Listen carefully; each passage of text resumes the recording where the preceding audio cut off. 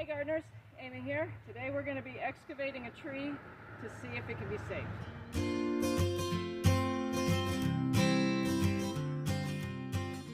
So a lot of you saw my short recently about what's wrong with this tree and why it's not thriving.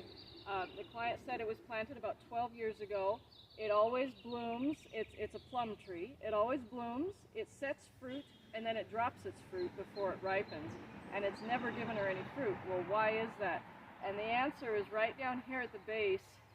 There's at least 3 things that I can see just from looking at it that were done wrong, and it was all when the tree was planted. A tree's health is often decided during planting, but you never see the effects of improper planting for years. Several things that have happened here. It was planted too deep, and it's had both things that can happen when you plant it too deep. Both of those things happened here. One, you have inverse taper, where the tree tries to get wider above the soil, but at the soil line it actually gets narrower. You cannot see the root flare because the root flare is completely buried, and the taper right above the root flare has not been able to get wider like it should. The tree should expand in width or caliper every year, but trunks are not designed to push soil out of the way so that they can grow. They just stay that same width. They can never get wider in girth. So that's happened here. The other thing that's happened is that there's some rot going up the trunk. That's either southwest disease or it's just rot from being planted too deep. And the second thing that is definitely happening here is that when the tree was planted, the root ball was never scuffed up. It was never even messed with. They just took it out of the pot and threw it in the ground. And the reason I assume that is because I can see several roots that have climbed out of that pot-bound root ball trying to escape, and now they're growing right along the surface of the soil. And again, if a tree was planted correctly, it shouldn't do that. So today I'm going to dig this up and see if it can be saved. If it can, we're going to save it, and if it cannot be saved, I'm going to recommend a replacement. Tools I'm going to need are a shovel and some place to put all the soil. Since I'm surrounded by lawn, I don't want to just throw the dirt onto the grass. It'll make a big mess, so I'm going to put it on a tarp instead. I'm going to start with a nice wide trench around where the root ball should be.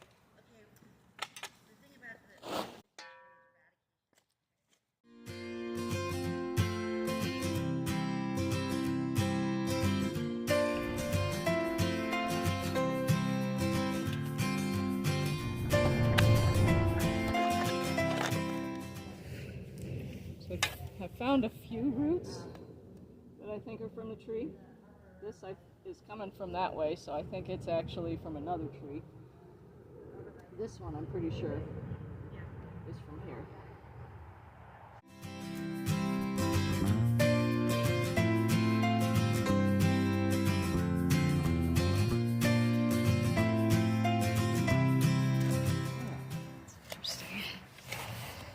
Hit a rock and change direction.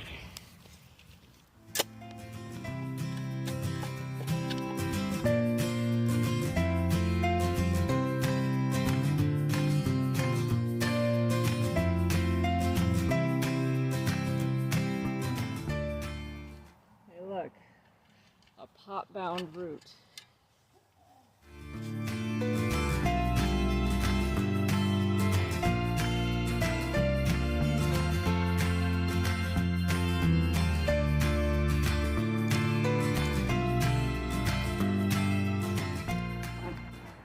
At least 4 or 5 inches deep and haven't found a root flare yet.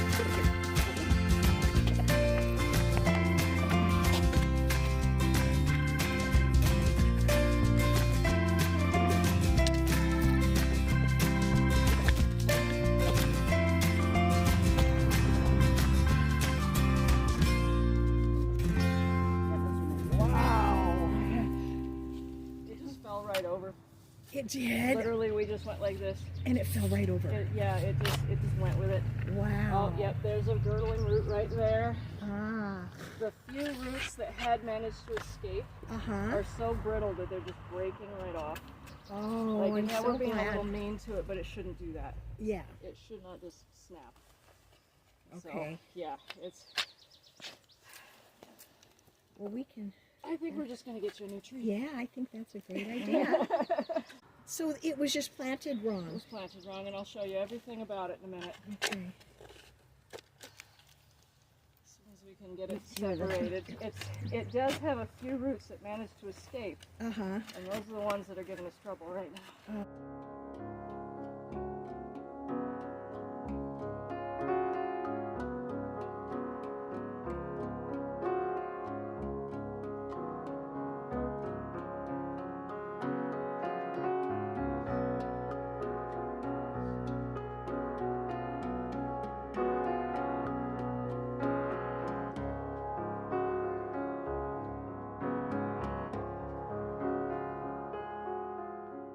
Alright, so this was over 5 and almost 6 inches too deep.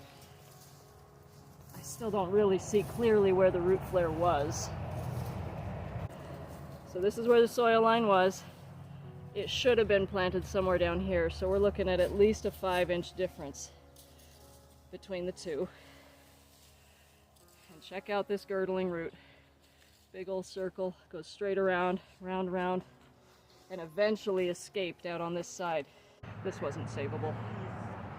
Unlike the rock most. Like, we could have tried to straighten. No, they wouldn't even straighten. These are hard as rocks. Loosened up, the grass should knock them right out. And all the roots were growing right along the surface and suckering like crazy. Yeah, let's get you a new tree, eh? So there you have it. This tree was absolutely planted incorrectly, exactly as I had hypothesized. It was at least 5, if not 6 or 7 inches too deep, depending on where you look around this tree. Like, I'm still digging down to find the actual root flare. It's farther down than I had even excavated earlier. The root ball was not broken up. There are many, many circling, spinning roots, as well as the primary main root right here that just went all the way around before it finally escaped. And the roots that had escaped were so brittle and so rotten that they just broke as soon as we started to work around it. So there was no way to save this tree. So I have already recommended to the client that she replace it with a new one. So she's going to go pop over to Scott's Family Tree Nursery this weekend, and we'll plant something new for her next week. I don't think we'll show that on camera, but I do have another video coming with Alan, again, the tree guy, who helped me plant some trees in my backyard last fall for a class, a community class where we had people come and visit and watch us. So I filmed that whole thing, and that is currently in the hands of my editor, so hopefully that'll be coming soon. So stay tuned for that. And in the meantime, guys, I'd like to say one more thing. And again, I have this video planned, but I haven't had time to film it.